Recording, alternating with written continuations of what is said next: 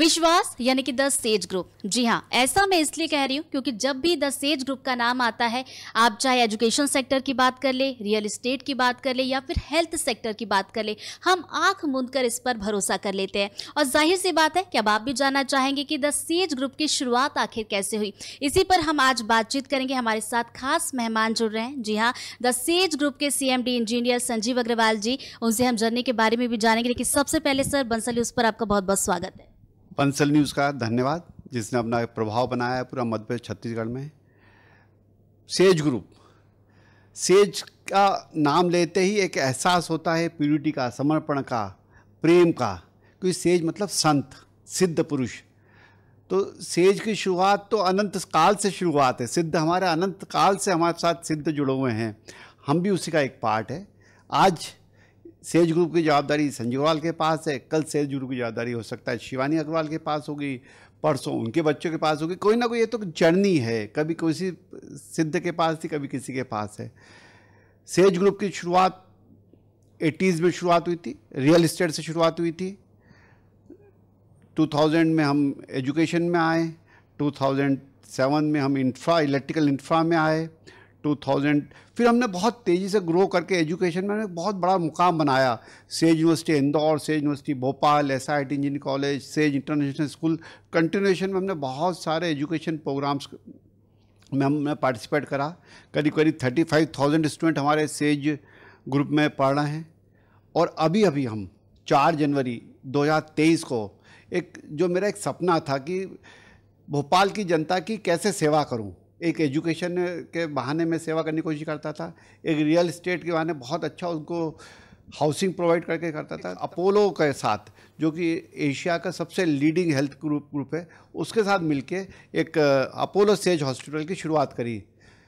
तो जैसा कि अग्रवाल जी आप बता रहे हैं कि अलग अलग सेक्टर में सेज ग्रुप किस तरीके से काम कर रहा है, तो हम ये भी जानना चाहेंगे अलग अलग सेक्टर पे कैसे शुरुआत हुई। जैसा कि मैंने जहाँ तक सुना है कि अग्रवाल जी इंजीनियरिंग के स्टूडेंट रहे हैं और उसके बाद उन्होंने एक अलग सेक्टर चुना, क्योंकि जब भी हम एक अलग सेक्टर चुनते हैं तो मन में ये ज़रूर होता है कि हम सफल होंगे कि नहीं। लेकिन अग्रवाल जी ने रियल इस्टेट में कदम रखा, तो वो जर्नी आपकी कैसी रही थी, उसका एक्सपीरियंस मैं आपसे जानना चाहूँगी। देखिए, मैंने इंजीनियरिंग करी है, MSCT हमारे टाइम कहते थे, हम जिसको मेनिट कहते हैं, वहाँ से पढ़ी। पिताजी का बचपन से एक सपना था, जैसे होता है 3 इडियट में कि मेरा बच्चा क्या बनेगा। तो पिताजी भी इंजीनियर थे, सिविल इंजीनियर, तो मेरा बेटा सिविल इंजीनियर बनेगा। बचपन से उन्होंने घोषणा कर दी थी कि वो भी साहब बनेगा। क्योंकि पिताजी के टाइम में जब सिविल इंजीनियर रुड़की से उन्होंने करा था, तो साहब लोग घोड़े पे जाते थे और ये जाते थे, फिर जीप मिलती थी उनको। तो एक वो उस सपने में मुझ में देखते थे। तो मैं उनके सपने के लिए मैंने सिविल इंजीनियरिंग करी। पापा, मैं नौकरी नहीं करूँगा, मैं एंटरप्रेन्योर बनूंगा, मैं चीज़ों को क्रिएट करूंगा। नौकरी हम किसी के लिए सर्व करते हैं, हम क्यों किसी को, हम तो हमारे देश को सर्व करेंगे और लोगों को अपने यहाँ पर रख के उनका भी आगे बढ़ाएंगे। इसलिए मैंने 89 से रियल एस्टेट में शुरुआत करी।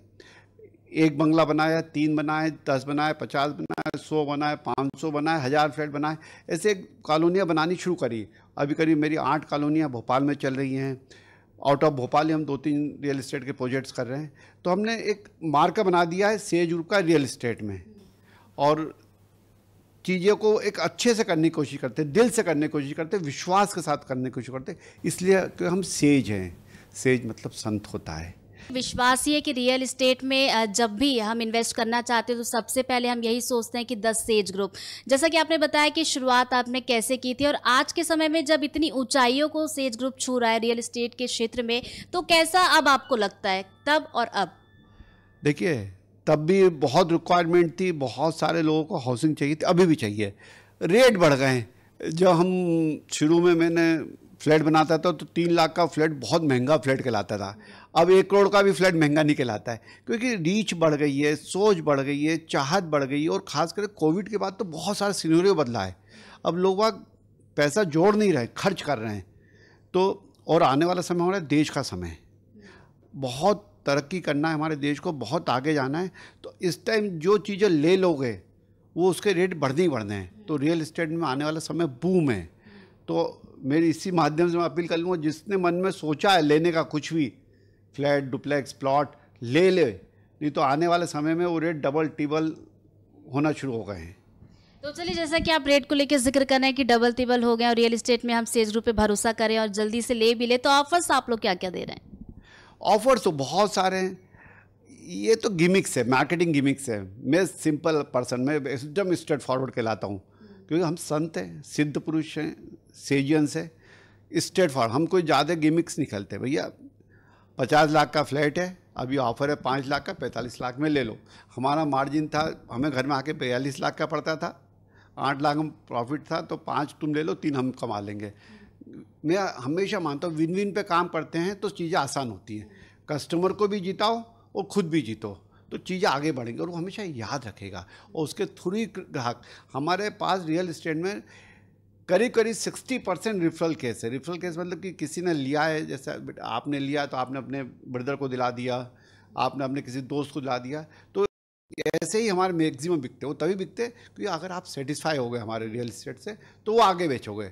वही चीज़ हमारे साथ एजुकेशन में भी है। लेकिन रियल एस्टेट में प्रोजेक्ट्स के बारे में जानना चाहूँगी कि आने वाले दिनों में क्या कुछ प्रोजेक्ट्स हमें देखने को मिलेंगे? रियल एस्टेट में बहुत सारे हमारे अभी जो 7 प्रोजेक्ट चल रहे हैं। सेज निर्माण चल रहा है जो हमारा मिस रोड पे एक प्लॉटिंग का प्रोजेक्ट है। सेज गोल्डन स्प्रिंग चल रहा है जो हमारा अयोध्या बाईपास है, जिसमें फ्लैट्स भी हैं, बंगलोज भी हैं। कमर्शियल बहुत अच्छा आ रहा है एक मल्टीप्लेक्स के साथ में।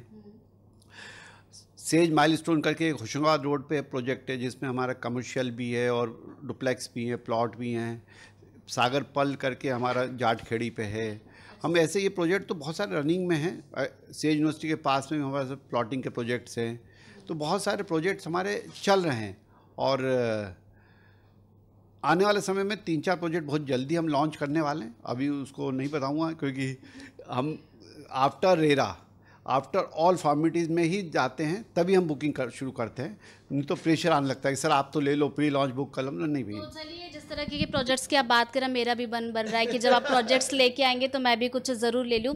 खैर चलिए, ये तो रियल एस्टेट की बात होगी। एजुकेशन पर हम आते हैं। जैसे कि शुरुआत में हमने देखा स्कूल से हमने शुरुआत की, हायर सेकेंडरी पर हम गए और उसके बाद अब यूनिवर्सिटी, क्योंकि इतना आसान नहीं होता है कि आप स्कूल से फिर यूनिवर्सिटी पर चले जाएँ। तो स्कूल के बाद जब यूनिवर्सिटी का आइडिया आपको कैसे और कैसे आपने सोचा कि नहीं इसमें तो मैं कर सकता हूँ, और आज के समय में देखा जाए तो वाकई में हम काफ़ी बूम भी कर रहे हैं? देखिए, एजुकेशन पूरा सेक्टर है, नर्सरी से लेके पीएचडी तक हम कराते हैं हर एक स्टूडेंट को, और सबकी नीड है। क्योंकि आफ्टर ग्रेजुएशन मतलब आफ्टर 12th ओनली करीब 23% बच्चा है जो हायर एजुकेशन में जाता है, बाकी सब ड्रॉप आउट हो जाता है। तो मेरा तो मेन उद्देश्य है जो ड्रॉप आउट हो रहा है उनको भी आके एजुकेशन में आए, ग्रेजुएशन तो करें। उसके बाद ग्रेजुएशन में मुश्किल से 8 या 10 बच्चा जो पोस्ट ग्रेजुएशन करता है। तो हमें तो सबसे पहले जागरूकता लानी है समाज में कि एजुकेशन बहुत इम्पॉर्टेंट है, बहुत नीडफुल है पढ़ने के लिए। और सेज में तो जो मैं आपको बता रहा हूँ कि सेज में तो अगर स्टूडेंट आया है तो उसका भविष्य निश्चित है। 3 सेक्टर में स्टूडेंट अपना भविष्य बनाता है, या तो वो एंटरप्रेन्योर बनता है, या फिर वो हायर एजुकेशन के लिए जाता है, या कहीं नौकरी करने जाता है। तो हम तो day 1 when they inter in the campus, हमारी यूनिवर्सिटी में आता है या इंजीनियरिंग कॉलेज में आता है, डे 1 हम उसका साइकोलॉजिस्ट के द्वारा बैठ के समझ लेते हैं कि ये स्टूडेंट क्या करना चाहता है। तो उस हिसाब से उसको डे 1 से ट्रेनिंग शुरू करते हैं। अगर तुझे हायर स्टडीज़ में जाना है तो हायर स्टडीज़ की क्या क्या एग्जाम्स होंगी, उसमें कैसे पार्टिसिपेट करोगे। तुम्हें एंटरप्रेन्योर बनना है तो तुम्हें एंटरप्रेन्योर की स्किल सिखाई जाएगी कि आपको फाइनेंस कैसे अरेंज करना है, आप कौन कौन सी इंडस्ट्रीज में जा सकते हो, आप स्टार्टअप्स कैसे खोल सकते हो, तो उसकी नॉलेज देने लगते हो। और नौकरी करना है तो आपको सॉफ्ट स्किल है, आपकी टेक्निकल स्किल है, उसको बढ़ाते हैं। करिकुलम तो पढ़ाना एक काम हो गया है, मेरा मानना है। अब पढ़ाने से कुछ नहीं बचा है, वो तो सब कुछ गूगल में है, गूगल बाबा के पास हर कुछ है। अब उसको कैसे निकालना है और उसका कैसे यूज़ करना है, that is the main thing. वो इम्प्लीमेंटेशन प्रैक्टिकली करना है, तो उसके लिए इंडस्ट्री टाइप्स करते हैं। हमारा मेन उद्देश्य है इंडस्ट्री टाइप्स करना। तो हमने देश की जितनी बड़ी इंडस्ट्री है उनसे टाई अप करा है। हमने मैक्सिमम प्लेसमेंट हमारे आता है। इस साल 174 कंपनियां विजिट कर चुकी हैं हमारे यहाँ, हमारे इन द कैंपस। वो लिस्ट है मेरे पास, मैं आपको प्रोवाइड भी कर सकता हूँ। तो मतलब उनकी भी नीड है, हमारी भी नीड है। हमारे बच्चों को प्लेसमेंट चाहिए, उनको अच्छे स्टूडेंट चाहिए। तो मिल के हाथ बात करो, मिल के ताली बजाओ, तो चीज़ें और अच्छी होगी। तो चीज़ों को बना रहे हम एजुकेशन में, पढ़ाई और इनके अलावा हम उनका भौतिक मतलब एक मानसिक विकास करते हैं, उनका फिजिकल एजुकेशन। जैसे मैंने अब स्पोर्ट्स पे बहुत जोर दे दिया है। जैसे कि आपने स्पोर्ट्स का जिक्र किया तो मेरे मन में एक सवाल है, जैसे कि सरकार एमपी में हम देख रहे हैं खेलो इंडिया, तो अगर सेज ग्रुप की बात की जाए तो इसमें सेज ग्रुप कैसे कंट्रीब्यूट कर रहा है? सेज ग्रुप तो पहले से खेलो इंडिया कर रहा था, सरकार ने तो अब बोला खेलो इंडिया। हम तो 2001 से खेलो इंडिया कर रहे हैं। हम तो हमारे जैसे बहुत सारी यूनिवर्सिटियाँ हमने टारगेट बनाया है कि हमारे यहाँ का कम से कम स्टेट गवर्नमेंट के लिए 100 बच्चा खेलेगा, नेशनल के लिए कम से कम 10 बच्चा खेलेगा, और ओलंपिक और बड़े में भी कम से कम 2 बच्चा जाए हमारे ग्रुप से। तो हमने इस साल का टारगेट बनाया है, अगले साल का बढ़ाते जाएंगे ताकि, और हर गेम में हम परफेक्शन ला रहे हैं, हर गेम में ओपनिंग करें। कम 12-13 गेम हमने आइडेंटिफाई करें, हर गेम में अलग अलग स्पोर्ट टीचर्स रख रहे हैं, हम हर गेम में टीम्स बना रहे हैं, हर गेम में पार्टिसिपेट कर रहे हैं। बहुत जल्दी हमारी सेज यूनिवर्सिटी भोपाल में बड़ा खेल वीक बना रहे हैं, पूरा एक ईयरली फ्यूचर बना रहे हैं कि साहब आप 20 दिसंबर से लेकर 27 दिसंबर तक खेल वीक रहेगा, उसमें पूरे स्पोर्ट्स होंगे। इंदौर की यूनिवर्सिटी अलग खेले कि वहाँ पर उनको 5 गेम दिए जाएंगे, सेज इंटरनेशनल स्कूल में 3 गेम दे देंगे, SIT इंजीनियरिंग कॉलेज में 2 गेम दे देंगे। तो वहाँ हर कॉलेज को अलग अलग गेम मिल जाएंगे जिसमें ऑल मध्य प्रदेश के पर्सन पार्टिसिपेट करेंगे और कुछ अलग निखारेंगे। स्टूडेंट के अंदर जो कला बहुत शक्ति है, बस उसके ऊपर धूल पड़ रही है तो उसको निखार के साफ करके उसको दौड़ा देना है। अच्छा अग्रवाल जी, ये बताइए, रियल एस्टेट में आपने कमाल किया, एजुकेशन सेक्टर में भी आप चमक रहे हैं, अब हम आ जाते हैं हेल्थ सेक्टर पे, क्योंकि अभी हालांकि ज़्यादा वक्त नहीं हुआ है लेकिन कुछ महीनों में ही हमने देखा है कि अब लोग जान रहे हैं अपोलो सेज हॉस्पिटल को। इसका आइडिया आपके दिमाग में कैसे आया कि इस फील्ड में भी अब मुझे जाना है? देखिए, एजुकेशन से बच्चे का भौतिक विकास होता है, एक पर्सनली डेवलपमेंट होता है, अच्छा घर मिलता है तो उसका कंफर्टनेस बढ़ती है, अच्छा लगता है। परंतु एक हेल्थ ऐसी चीज़ है जो बहुत इंपॉर्टेंट था, जो भोपाल में कहीं ना कहीं थोड़ी लैग कर रही थी। यहाँ का जो ज़्यादा मरीज होता था उसको बेचारा दिल्ली बम्बई भागना पड़ता था, क्योंकि भोपाल में बड़े कॉर्पोरेट हॉस्पिटल नहीं है, एक ही है बस, तो उसको सपोर्ट करना था। तो उसके लिए हमने एक अपोलो के साथ मिलकर टाई अप करा। हमने बोला अपोलो एशिया का सबसे बड़ा ग्रुप है हेल्थ सेक्टर का, और सेज सेंट्रल इंडिया का सबसे विश्वास का ग्रुप है। दोनों मिलकर अगर काम करेंगे तो एक नया विश्वास पैदा करेंगे। हमारे यहाँ का जो बाहर पेशेंट जाता था उनको भोपाल में रोकना है, उनको ठीक करना है। और मुझे बड़ा गर्व महसूस होता है कि अभी हमारे खुले हुए 6 महीने हुए हैं और हमने ऐसे ऐसे पेशेंट जो मतलब दूसरा हॉस्पिटल से बोल दिए गए थे बाबा घर ले जाओ इनको, अब तो नहीं हो गए, तो उन्होंने हमारे लाके भर्ती करा और हमने उनको 10 दिन के अंदर दौड़ा के घर पहुंचा दिया। और चीज़ों को मज़ा आया, मतलब जब मुझे पता लगा कि ये 10 दिन पहले ऐसी हालत में आया था कि राम नाम सत्य होने वाला है और वो दौड़ के जा रहा है, चल के जा रहा है दादा, और मेरे से आके बेटा गलत मिल से मेरे बोलता बेटा बहुत बहुत ईश्वर तुम्हारे को सुखी रखेगा, तूने मुझे ठीक करा दिया। मैंने बाबा मैंने नहीं ठीक कराया, ये ईश्वर की आप पे और मुझ पे कृपा थी कि हमने अच्छा प्रयास करो, आपने उसको एक्सेप्ट कर लिया, तो एक खुशियाँ हैं। तो हमने हॉस्पिटल इसलिए ही बनाया है। मेरा बिल्कुल मकसद नहीं है हेल्थ सेक्टर और एजुकेशन में आने के लिए मैं पैसा कमाऊँ, ईश्वर गवाह है। मेरा मकसद है भोपाल और उसके आसपास सराउंडिंग एरिया को एक अच्छी एजुकेशन और अच्छी हेल्थ दे सकूँ। मैं रियल एस्टेट से पैसा कमाता हूँ, ओपनली बोलता हूँ, मैं रियल एस्टेट से पैसा कमाता हूँ, परंतु खर्च कहाँ करूँगा? तो खर्च के लिए ये जगह है, यहाँ से भी आएगा, सरस्वती धनवंतरी पैसा देंगे, परंतु पहले इन्वेस्ट करूँगा, मैं खूब अच्छा करूँगा और तब जाके करूँगा। आप मेरा अपोलो सेज हॉस्पिटल आके देखें, ओपन चैलेंज है। कोई मुझे एक कमी दिखा दे इंफ्रा को लेके, मुझे एक कमी दिखा दे कि साहब आपके यहाँ ये मशीनरी नहीं है, मुझे एक कमी दिखाई कि आपका इसका अच्छा डॉक्टर नहीं है, तीनों में हमने बेस्ट कर दिया है, तीनों डॉक्टर्स में हमने बेस्ट कर दिया है, तब जाके हमें चीज़ों को और अच्छा होगा। बिल्कुल, कमियां तो मुझे भी कोई नज़र नहीं आई जब मैं हॉस्पिटल पहुंची, लेकिन एक सवाल मन में ये ज़रूर आता है कि जब भी हॉस्पिटल्स की हम बड़ी बड़ी बिल्डिंग देखते हैं तो मन में एक सवाल आता है कि महंगा ज़रूर होगा, हम अफोर्ड कर पाएंगे कि नहीं, क्योंकि हर कोई चाहता है कि जब हमारे परिवार का कोई सदस्य बीमार होता है तो वो जल्दी से ठीक हो जाए, लेकिन कहीं ना कहीं पैसे की वजह से हम थोड़ा सा पीछे हट जाते हैं। तो इसके बारे में ज़रा बताइए कि अगर कोई आपके हॉस्पिटल में आता है तो अफोर्ड कर पाएगा कि नहीं, क्या क्या फैसिलिटीज़ उनको मिलने वाली है? जरूरी नहीं है कि बहुत बड़ी कोई दुकान हो, बहुत बड़ा कोई शोरूम हो तो वहाँ महंगा ही माल मिलता है, ऐसा बिल्कुल भी नहीं है। अपोलो सेज, मैंने सेज वर्ड बार बार बोल रहा हूँ, ये संतों का घर है। संत में पैसे मायने नहीं रखते, संत नीड देखता है कि आपको कितनी नीड है, कितनी मेरी मदद की ज़रूरत है। आप आओ अपोलो में, मैं आपको विश्वास दिलाता हूँ, आपको ठीक करके मैं दूंगा। एफोर्डेबिलिटी में अगर मैं वर्ड, एक एफोर्डेबिलिटी वर्ड बहुत चलता है, जो आप सोचते हो उससे कम पैसे आपके लगेंगे, जो अगर आप दिल्ली बम्बई जा रहे हो तो उससे 50% पैसे में आपका काम होगा। आप, क्योंकि मैं जो चीज़ दे रहा हूँ आपको वो अनमेच्ड है।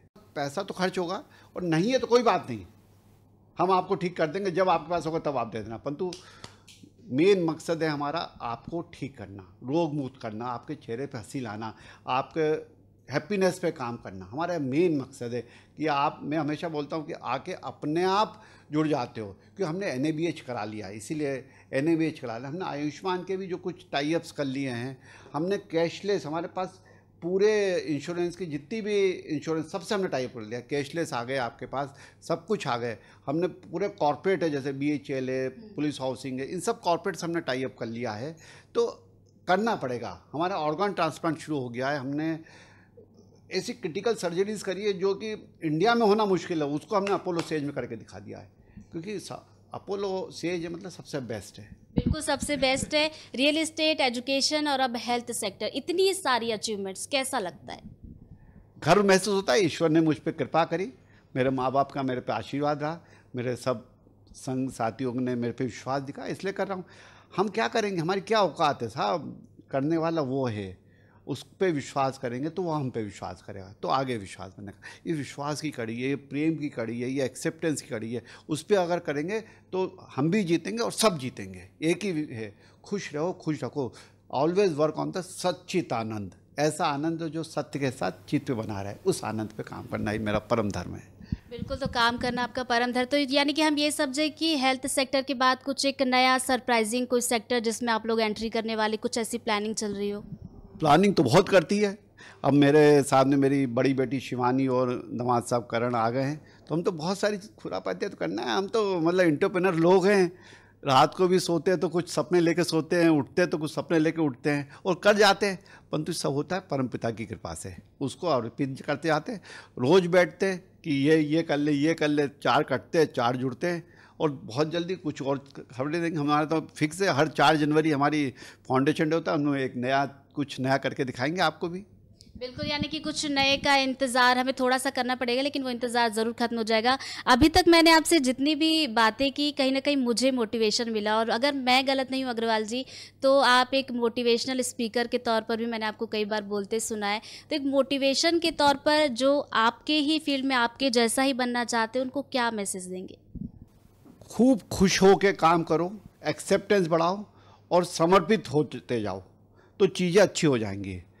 शक मत करो, मेहनत करो, मेहनत करो और मेहनत करो, और मेहनत का पूरा श्रेय परम पिता को देते जाओ, अपने माता पिता को देते जाओ, आगे बढ़ते जाओगे, कोई रोकने वाला नहीं। बहुत सारे बोलते हैं कि यार कोई लेग पुलिंग करता है, कोई नेगेटिव। मेरे को तू एक आदमी दिखा दे दुनिया में जो मेरी लेग पुलिंग करता हो, एक आदमी दिखा दे जो मेरे नेगेटिव बोलता हो। हम सोचेंगे कि वो बोला नेगेटिव तो वो बोलने लगेगा। मुझे पूरा विश्वास है इस धरती पे कोई भी आदमी ऐसा नहीं है जो मेरे लिए नेगेटिव बोलता है, मेरे लिए नेगेटिव सोचता है और मेरी लेग पुलिंग करता है, क्योंकि सब मुझसे प्यार करते हैं, क्योंकि मैं उन सबसे अनकंडीशनल प्यार करता हूँ। उनके लिए मेरे मन में एक्सेप्टेंस और मेरे लिए उनके मन में एक्सेप्टेंस होगी।